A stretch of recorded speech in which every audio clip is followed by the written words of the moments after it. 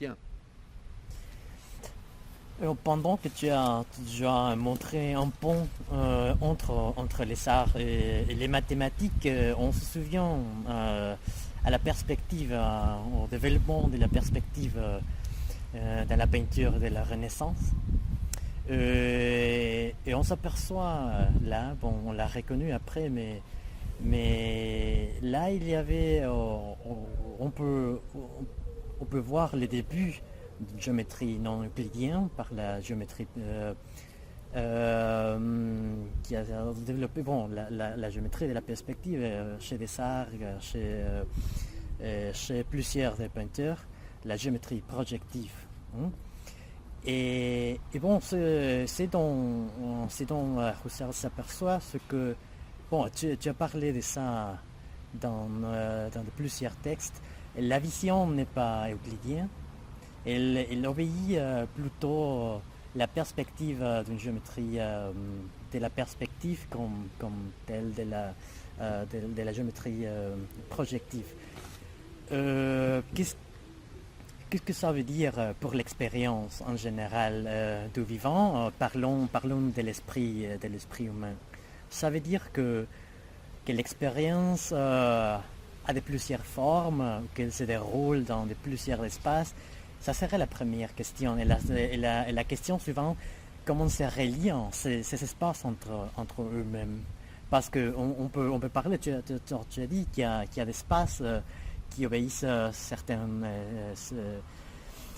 propriétés, qui ont certaines propriétés, mais comment est-ce qu'on a l'unité d'une expérience si l'expérience même est, si on dit, partagée dans plusieurs espaces? Est-ce qu'il y a des projections? Est-ce qu'il y a des ponts entre les espaces? Comment est-ce que ça se passe? Commençons par l'exemple historique des peintres et des artistes et des géomètres du Quattrocento, c'est-à-dire de la Renaissance, notamment en Italie, mais aussi dans d'autres pays. C'est un exemple important parce que c'est sans doute l'un des exemples les plus intéressants d'interaction et des entrelacements fructueux entre mathématiques et art. D'ailleurs, certains de ces peintres, il suffit de penser à Piero della Francesca, à Michel-Ange, à Léonard de Vinci, étaient à la fois géomètres, philosophes et architectes et artistes. Et c'est eux qui ont introduit les premières notions des perspectives qui ensuite seront généralisées dans les cas de la géométrie projective. La géométrie projective, on sait qu'il fait l'économie de la notion des distances. La géométrie projective n'a pas besoin d'introduire la notion des distances pour penser l'espace, donc il introduit de nouveaux types de relations qui ne font pas référence à la distance entre des points. Ça, c'est déjà un point important parce que ça introduit un élargissement de l'horizon de la réflexion, du travail des géomètres, et en même temps, il montre que ces nouvelles notions de géométrie, descriptives, projectives, ont une importance fondamentale pour comprendre et pour réaliser l'expérience humaine. D'abord parce que, effectivement, ces notions géométriques permettent de concevoir et de réaliser des espaces architecturaux dans lesquels on a, par exemple, une nouvelle notion d'horizon, d'infini. L'effet d'introduire des points à l'infini, des points imaginaires à l'infini dans ces espaces, ouvre une nouvelle perspective aussi dans l'expérience humaine. Ce n'est plus l'infini, disons, euclidien, qui était un infini in abstracto. C'était un infini qui servait uniquement au formalisme ou à la complétude logico-déductive du système. mais cet infini euclidien n'avait pas une dimension concrète. C'est ce qui change véritablement à l'époque de la perspective, et ensuite à l'époque de la géométrie projective avec des arcs, Pascal, Monge et beaucoup d'autres, Poncelet, pour rappeler uniquement les géomètres français, mais en même temps il y a eu un développement en Allemagne et dans d'autres pays. C'est vraiment la notion de l'espace qui commence à être fondamentale pour concevoir l'expérience humaine elle-même.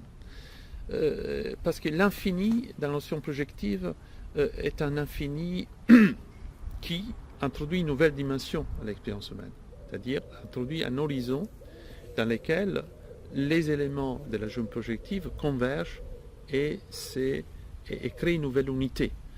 Donc l'effet même de donner une dimension concrète à l'infini et de penser que cet infini dans la perspective et dans la géométrie projective permet de construire une sorte de synthèse de l'expérience humaine tout en ouvrant l'horizon et la perspective est un fait phénoménologique fondamental. Et c'est un phénomène, pourquoi il est fondamental? Parce que la géométrie, disons, n'est plus conçue comme une science purement abstraite, encore moins une science formelle ou axiomatique, mais elle est conçue comme une science qui a des racines et qui doit aider, contribuer à élargir la dimension de l'existence humaine, introduire une pluralité des niveaux de vie dans l'expérience humaine. L'effet d'admettre, c'était l'autre aspect important de ta question, l'effet d'admettre qu'il y a une pluralité de d'espace, une pluralité d'espace, en dimension 3, qui est notre dimension, biologique, physique. Nous vivons dans la troisième dimension, même si nous pouvons penser en des dimensions supérieures. C'est pour ça que nous avons, par exemple, élaboré la relativité générale, qui est en dimension 4, avec les temps, et que nous pouvons penser des objets en dimension 5, 6, 7, voire beaucoup plus élevées, voire en dimension infinie. Mais l'effet d'introduire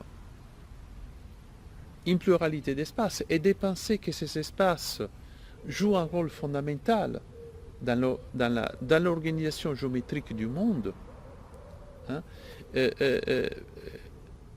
nous aide à comprendre que notre existence, notre dimension humaine, ne se déroule pas dans un seul espace tridimensionnel, mais qu'elle se déroule en même temps, bien sûr sans superposition, mais elle peut se dérouler en même temps dans plusieurs espaces, suivant les niveaux d'existence et suivant aussi, comment dirais-je, la complexité de ces modes d'existence. Si par exemple je pense que la perception ne fonctionne pas uniquement sous les modes d'un seul espace tridimensionnel, mais que la perception par d'abord l'intégration de ces différents systèmes sensoriels, forme, comme disait Husserl d'ailleurs, une synthèse. Cette synthèse, elle est d'abord une synthèse de nature spatiale, parce qu'elle fait intervenir plusieurs dimensions spatiales, plusieurs types d'espace, de spatialité. Ces différents types de spatialité, ensuite, connaissent un niveau supérieur au niveau de la synthèse cognitive. Au niveau de la synthèse cognitive, nous devons en quelque sorte opérer une nouvelle intégration, qui est l'intégration entre cette perception sensorielle et une perception en quelque sorte intuitive, qui est fondée sur une intuition beaucoup plus complexe, beaucoup plus riche. Donc il n'y a pas de contradiction à penser que notre existence, tout étant enracinée biologiquement dans l'espace à trois dimensions, physiologiquement dans l'espace à trois dimensions, dans son développement,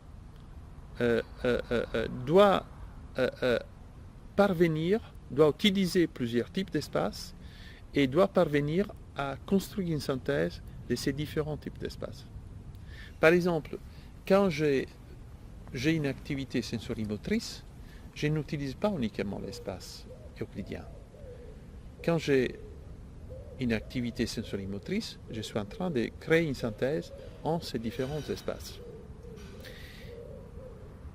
D'ailleurs, ce qu'il faudrait dire aussi en amont, c'est que toute activité sensorimotrice ne fait pas intervenir un seul repère géométrique. Il n'y a pas, par exemple, un seul repère cartésien.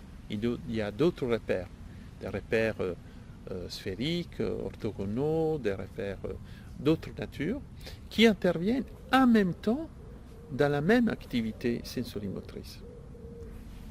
Et à un niveau supérieur, qui est celui du niveau cognitif et réflexif, ces espaces peuvent intervenir dans une sorte de synthèse, une sorte d'intégration qui enrichissent notre vie à la fois en termes de complexité perceptive, des richesses de la perception, par exemple perception des formes, perception d'objets, perception des mouvements, etc. Et en même temps, ils enrichissent notre vie au point de vue aussi, comment dirais-je, de la conception philosophique du monde. Parce qu'ils nous montrent que nous pouvons penser en plusieurs dimensions. Et qu'en partie, nous pouvons agir en plusieurs dimensions. Par exemple, on pourrait concevoir des structures architecturales qui font intervenir d'autres dimensions. On pourrait concevoir des activités artistiques qui font intervenir d'autres dimensions. On pourrait même imaginer des expériences humaines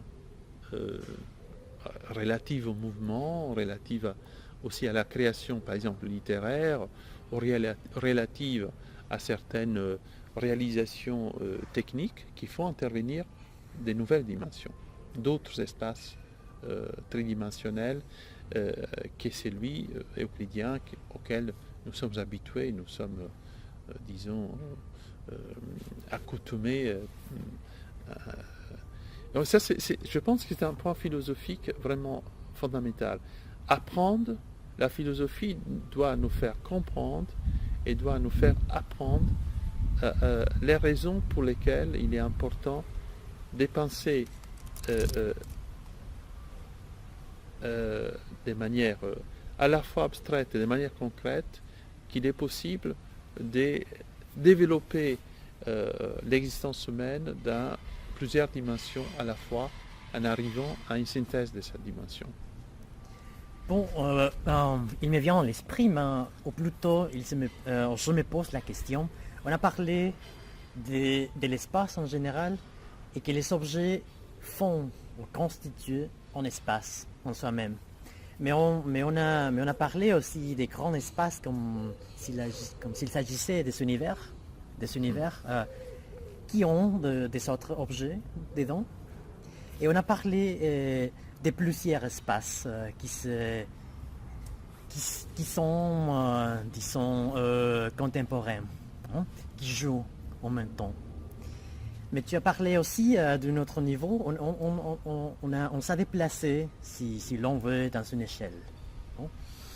Dans une échelle, on s'est déplacé d'en bas en haut, mais on s'est déplacé aussi horizontalement entre la pluralité et parmi la pluralité des espaces. Mais je me demande si tu as dit que, en référence à Husserl et la phénoménologie, que nous agissons dans une pluralité des espaces, ça veut dire que on fait des synthèses tout le temps. Alors la question à laquelle je voulais arriver, c'est que si tu penses que cette synthèse est aussi un espace. Alors c'est une synthèse des espaces constitue en soi un nouvel espace, où il s'agit plutôt de relations entre les espaces qui ne constituent pas un nouvel espace. Ça veut dire, parce que la grande question en général de la philosophie de Kant à Husserl, et pas seulement, il y a beaucoup d'autres, mais je pense dans cette période, la question c'est comment synthétiser. Comment synthétiser une pluralité, mais pas seulement des éléments. Il s'agit plutôt d'une pluralité des espaces. Il y a une pluralité non des éléments, des points, des objets, mais il s'agit des univers, une pluralité des différents univers.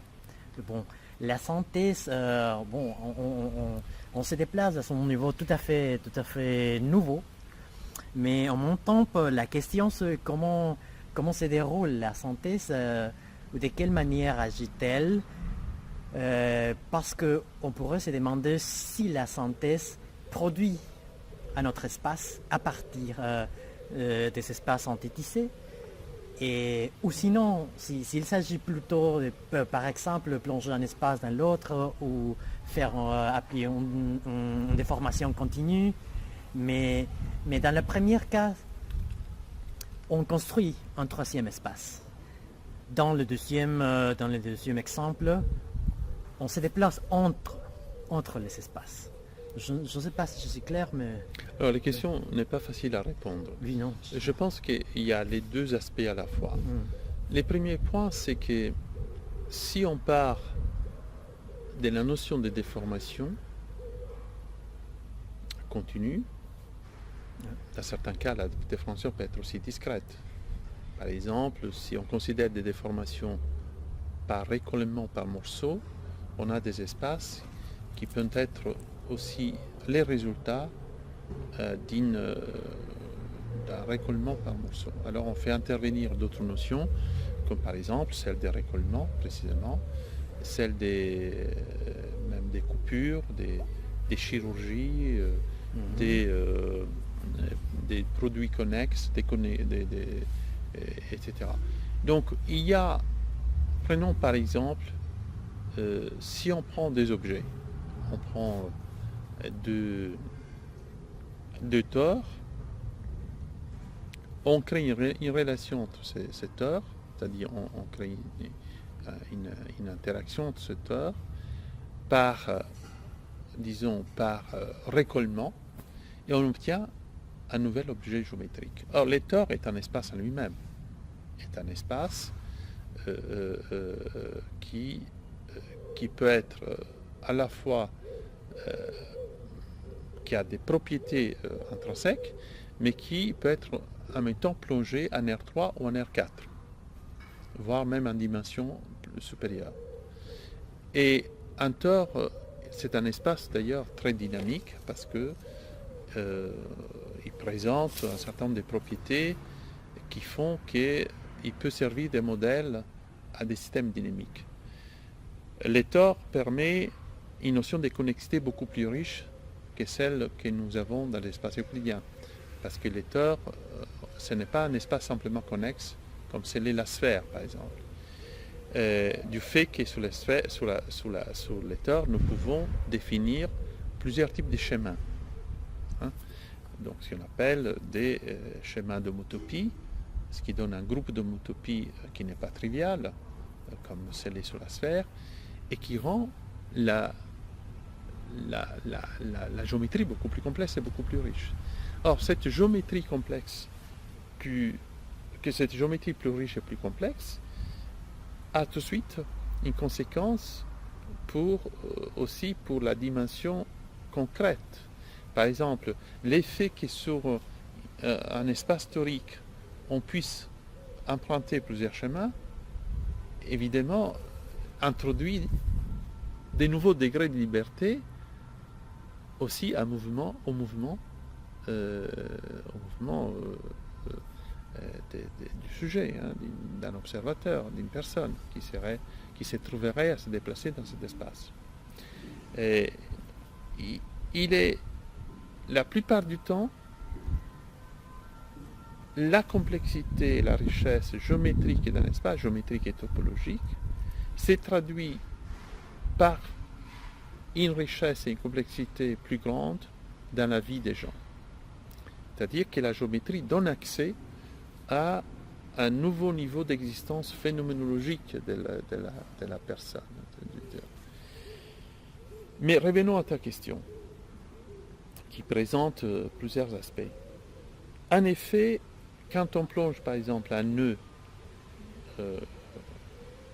qui est un objet unidimensionnel, c'est une courbe fermée au départ, on a besoin d'introduire la notion dynamique des plongements, qui est une déformation, c'est un type de déformation sans singularité, ça veut dire qu'il est continuellement différenciable. On plonge ces nœuds dans l'espace à 3 dimensions, dans notre espace à 3 dimensions, et nous obtenons quelque chose, on plonge une courbe à une dimension, dans un espace à 3 dimensions, nous obtenons quelque chose de nouveau qui est un nœud.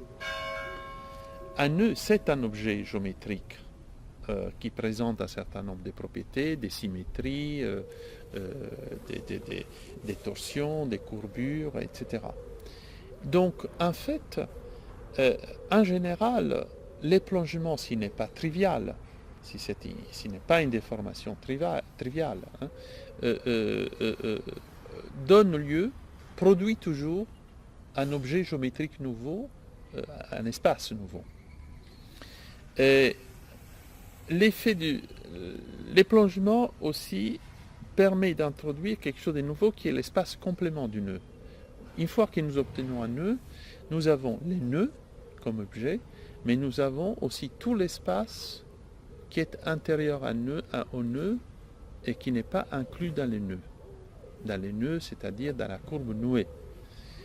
Et cet espace complément, aujourd'hui, on sait qu'il joue un rôle fondamental pour comprendre la géométrie du nœud et sa topologie. Donc on introduit un espace nouveau qui est l'espace complément, mais qui n'est pas l'espace ordinaire, qui n'est pas l'espace des plongements. C'est un nouvel espace qui naît de ces plongements, qui s'est produit à partir de ces plongements. On peut... prenons un autre exemple. On peut prendre deux objets et établir entre eux une relation qui s'appelle somme connexe. Par exemple, un tore, c'est une surface de Riemann, un trou. Nous établissons une somme connexe entre deux tores et nous obtenons ce qu'on appelle un tore à deux trous. Or, un tore à deux trous est une nouvelle surface de Riemann, donc c'est un espace géométrique présentant des propriétés géométriques beaucoup plus complexes que le tore lui-même. Pourquoi? Parce qu'au lieu des 3 classes d'homotopie, on a un nombre beaucoup plus grand et important des classes d'homotopie. Au lieu des 3 types de courbes fermées, 3 types de schémas, on a un nombre beaucoup plus grand de schémas.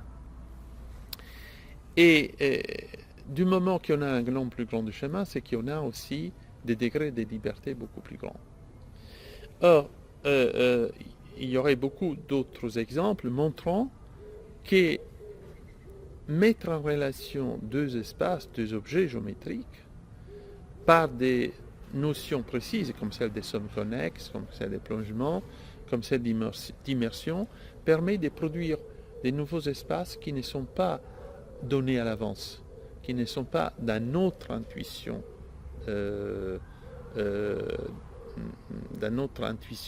intellective, mais ils sont les résultats d'une intuition nouvelle, d'une intuition en quelque sorte créatrice.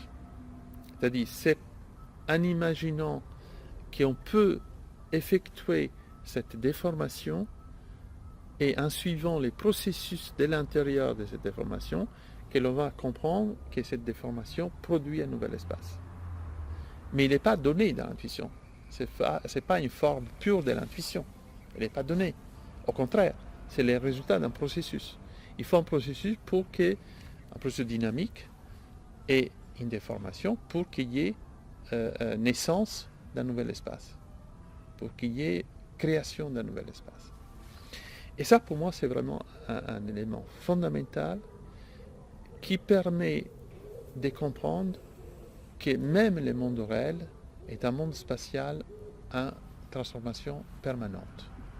C'est-à-dire qu'il n'y a a priori aucun objet que l'on puisse penser comme un objet statique, comme un objet fixé, en ayant une géométrie définie, que l'on puisse définir une fois pour toutes, et que cet objet ne puisse pas admettre des transformations nouvelles, des déformations, des changements d'état, des changements des modes d'existence, donc manifester des nouvelles textures, des nouvelles formes, des nouvelles propriétés, des nouveaux comportements, etc.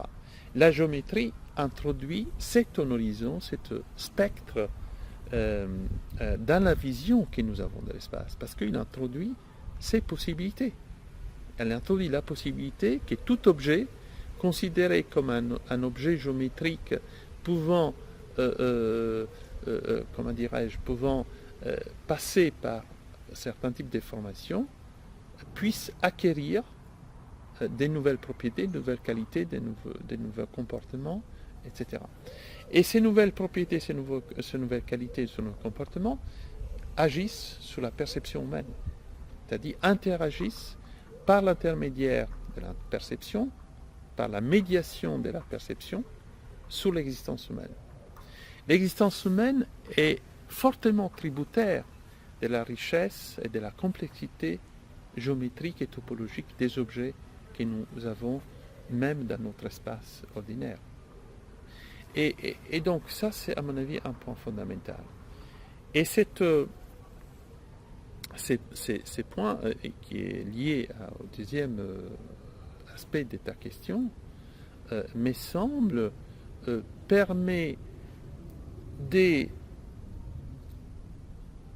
considérer la synthèse de ces espaces comme une synthèse qui n'est pas du tout répétitive, qui n'est pas additive, ce n'est pas une somme d'espaces, ce n'est pas une répétition d'espace, une opération additive d'espace. La synthèse fait interagir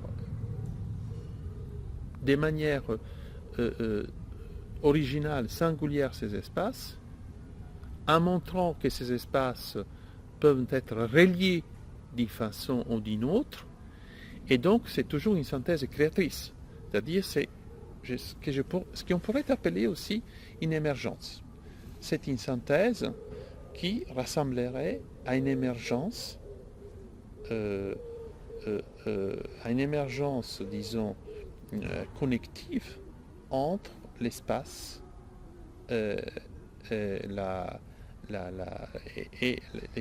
l'espace et la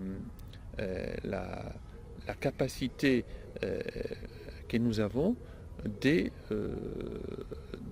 d'introduire des opérations qui modifient complètement cet espace. Donc en fait, cette interaction s'est traduite aussi dans l'existence humaine par des nouvelles dimensions phénoménologiques. Par exemple, si phénoménologiquement je considère qu'un objet comme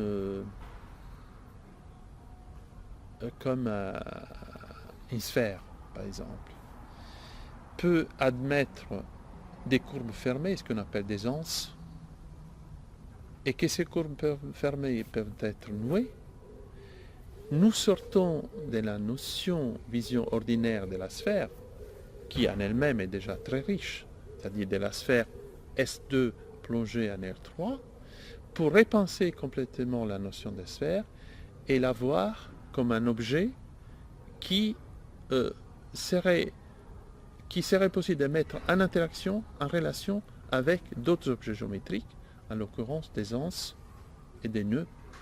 Donc, ce qui fait que on peut, par exemple, imaginer une sphère nouée. On peut imaginer une sphère nouée, ce qui est contraire à notre intuition empirique, mais qui n'est pas contraire à notre intuition imaginative, ce que j'appelais notre intuition créatrice.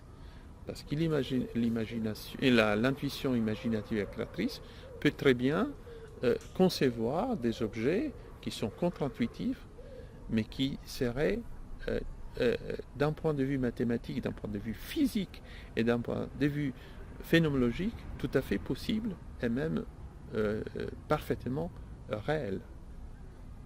En fait, il faut que la philosophie fasse ces sauts, ces passages, cette transition de l'abstrait vers le concret. Qu'il fasse un effort capable de montrer que des opérations apparemment abstraites en mathématiques ont un contenu phénoménologique et concret tout à fait fondamental. C'est-à-dire que ces types d'opérations, comme les déformations que nous avons rappelées, peuvent engendrer des nouveaux univers phénoménologiques dans lesquels l'homme pourrait acquérir de nouvelles fonctions et de nouvelles capacités perceptives et cognitives. Donc, au sein de cette nouvelle capacité cognitive et perceptive, la sensibilité même de l'humain, celle dont parlait Kant dans sa critique de la raison pure, serait un univers beaucoup plus riche et beaucoup plus complexe. Parce que cette sensibilité, en quelque sorte, aurait